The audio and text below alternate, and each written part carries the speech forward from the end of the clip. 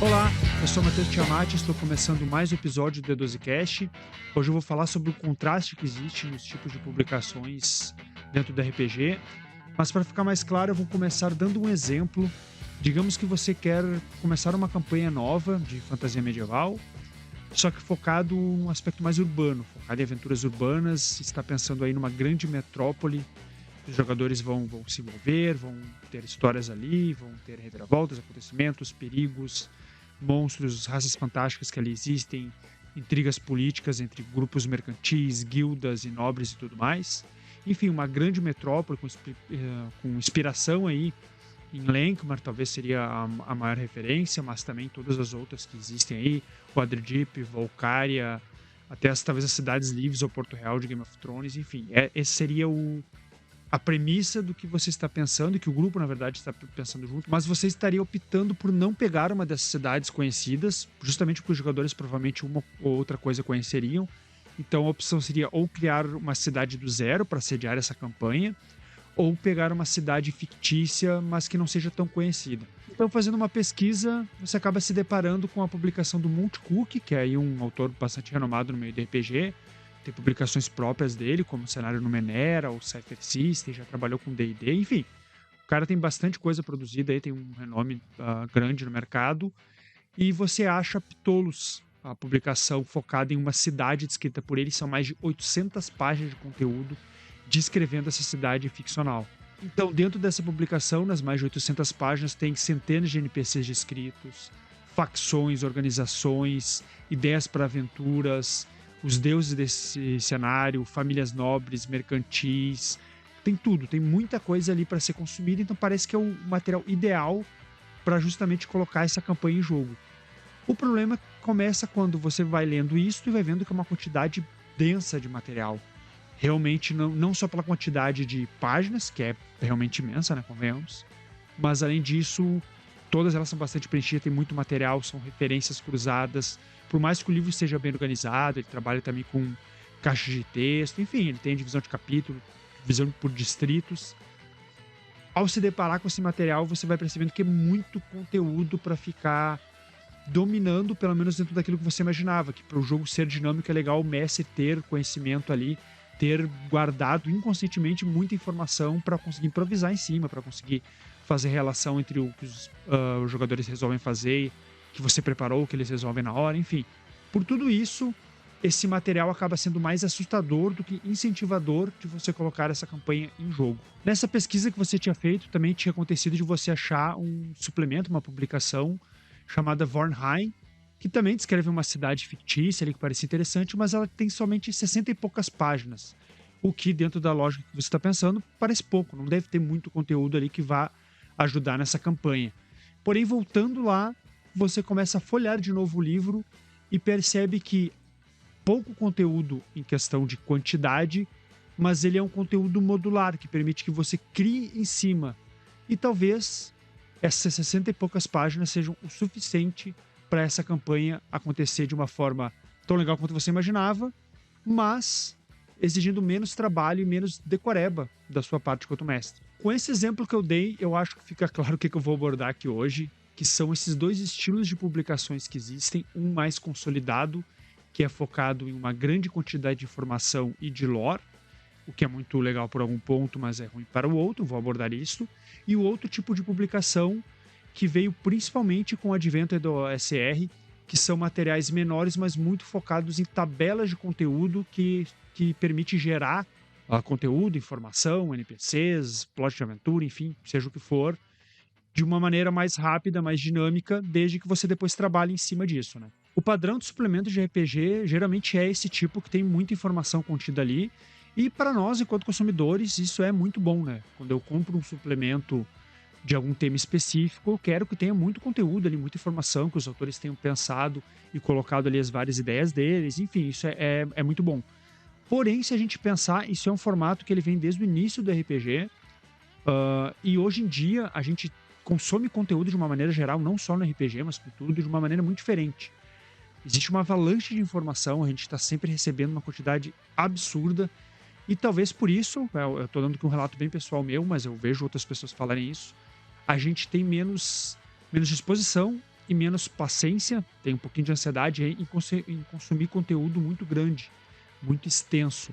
E aí por isso que eu acho que esse formato tradicional de publicação, ele é um pouco limitador, ou ele é desencorajador da gente consumir e se deparar com suplementos de RPG que são composto de centenas de páginas que a gente quer utilizar. Esse tipo de material ainda faz sentido de existir quando ele é focado no fã, quando ele é publicado para aqueles que vão comprar, são aquelas pessoas que já gostam daquele, sei lá, daquele cenário, daquele sistema, daquele autor, daquela editora, enfim. E aí, naturalmente, a gente sempre quer mais material. Mas se não é o caso, nesse exemplo que eu dei, alguém, digamos que não é um fã do Monte Cook, ou não é um fã exatamente de Ptolos, ele só quer um material de referência. Se deparar com centenas de páginas não vai ser exatamente encorajador, pelo contrário. Mas o contraponto maior que eu quero trazer aqui hoje nem é exatamente a quantidade realmente em páginas, por exemplo, que eu contrapus aqui os 800 e pouco do Ptolos com as 60 e poucas do Vornheim. E sim a maneira também, o formato de apresentar isso. A ideia de realmente o conteúdo estar descrito ali, selado, talhado em pedra, e o mestre ter que ficar lendo, relendo, ou enfim, decorando mesmo, que seja numa leitura, ou seja ao longo do tempo, vendo acontecer ao longo do jogo. Ele tem que, de fato, decorar aquele conteúdo. É um formato. E o outro que passou a existir, que é esse que eu estou trazendo aqui com o Vornheim, vou dar mais alguns exemplos, é esse formato que ele não é talhado e definido. Ele é um conteúdo que ele vai ser criado, desenvolvido, formatado para o mestre.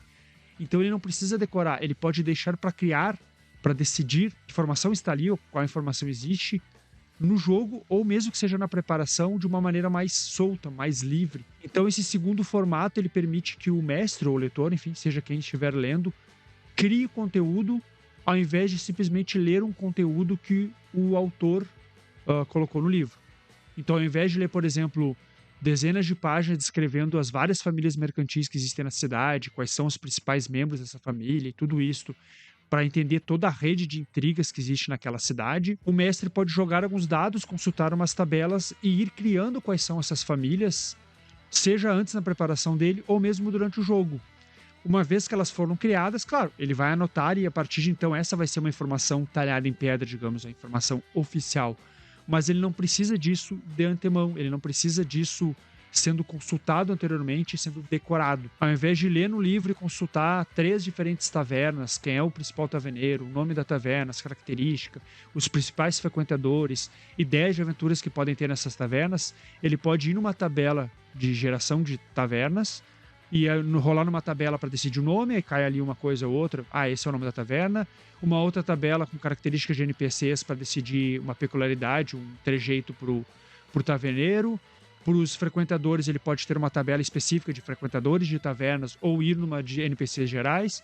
Enfim, em poucas rolagens, em poucos minutos, ele consegue criar uma taverna do zero que vai servir tão bem para o jogo quanto uma que ele teria que ler e ficar consultando ou fazendo uma anotação ou de fato decorando. E isso vale para outros tipos de conteúdo. Digamos que o mestre quer fazer que na cidade tenha venda de drogas, entorpecentes, contrabando, vários tipos de entorpecentes e substâncias. No primeiro formato, ele teria que ler quais são essas substâncias, todas elas, decorar. Vai ser legal, porque cada uma talvez tenha uma história ali, um lore, uma explicação e tudo mais, o que é legal, porém ele tem que decorar.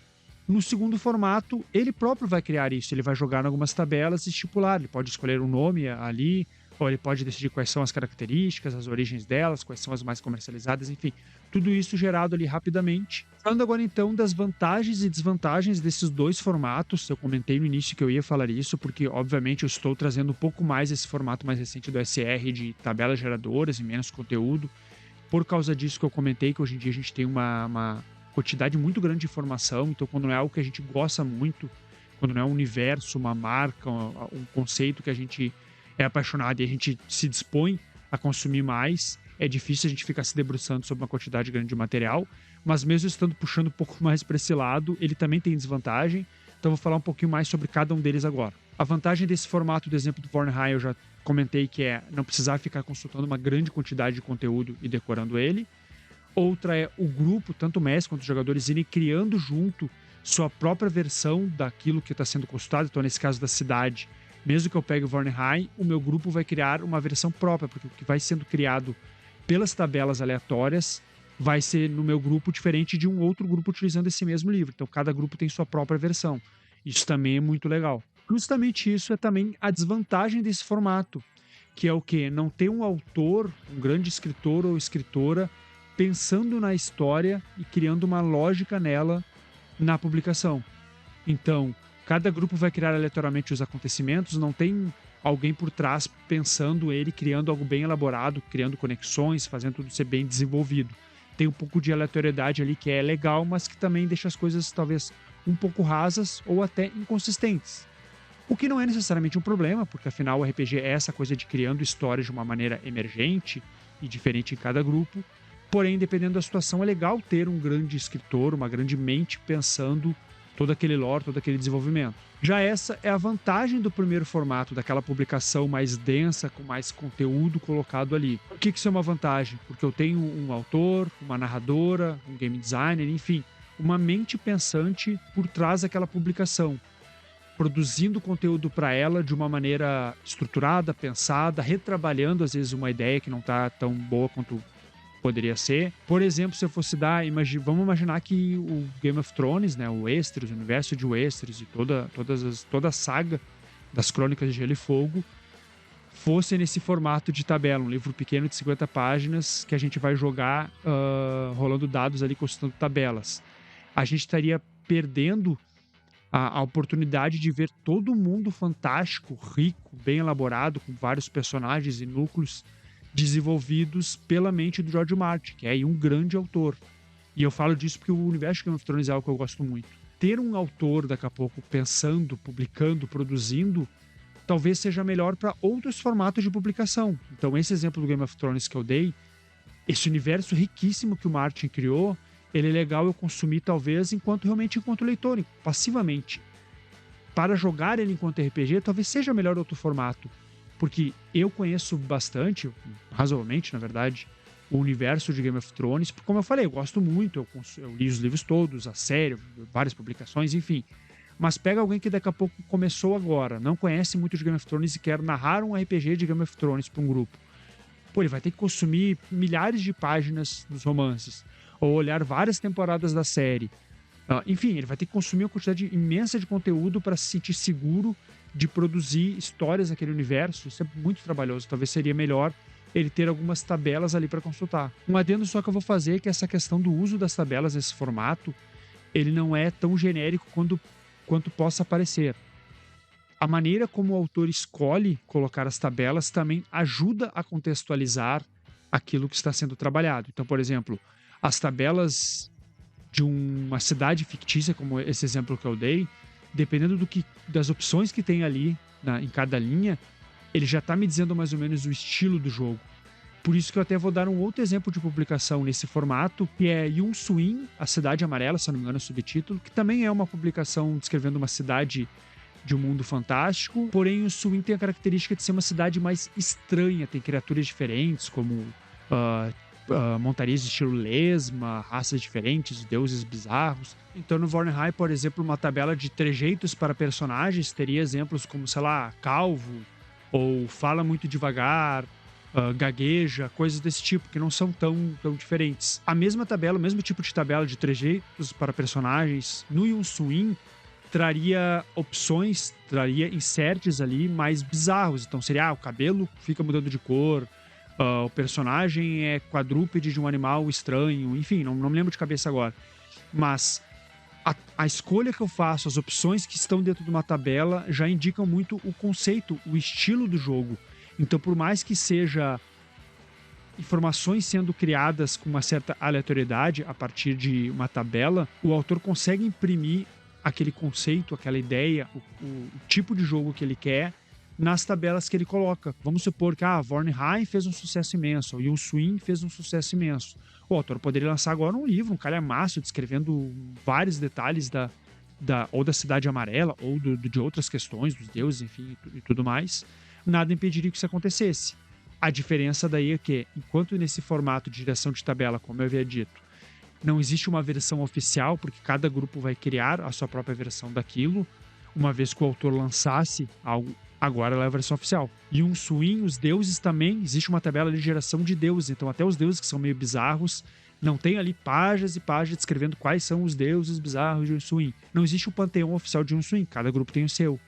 Se o autor agora fosse lançar um livro descrevendo a religião neste mundo, nessa cidade, ou enfim, no mundo, nas outras cidades-estado, e ele descrevesse ali detalhadamente, a partir de agora, essas são as divindades desse mundo. O grupo que jogasse aleatoriamente estaria criando outras versões não oficiais, o que não é um problema, só que daí poderia ter outra opção para esse tipo de publicação, é ser uma porta de entrada para um cenário, para um conceito, para um jogo, enfim, para um RPG. Porque o formato menor, mais condensado e mais fácil de consultar e de colocar na mesa, que não existe tanta preparação, ficar lendo muito material, ele é convidativo para algo que é novo, que as pessoas não conhecem, e uma vez que, digamos que faça sucesso, que seja consolidado, que consiga angariar uma base de fãs aí legal, aí nada impede de fazer publicações mais tradicionais com conteúdo mais denso, mais robusto de material. É só a gente pensar a quantidade de marcas de RPGs que existem, que são consolidadas e que surgiram como material, mesmo que não seja nesse formato, como material muito pequeno. Ravenloft, por exemplo, começou como uma aventura. Tormenta começou com uma série de publicações dentro da revista Dragão Brasil.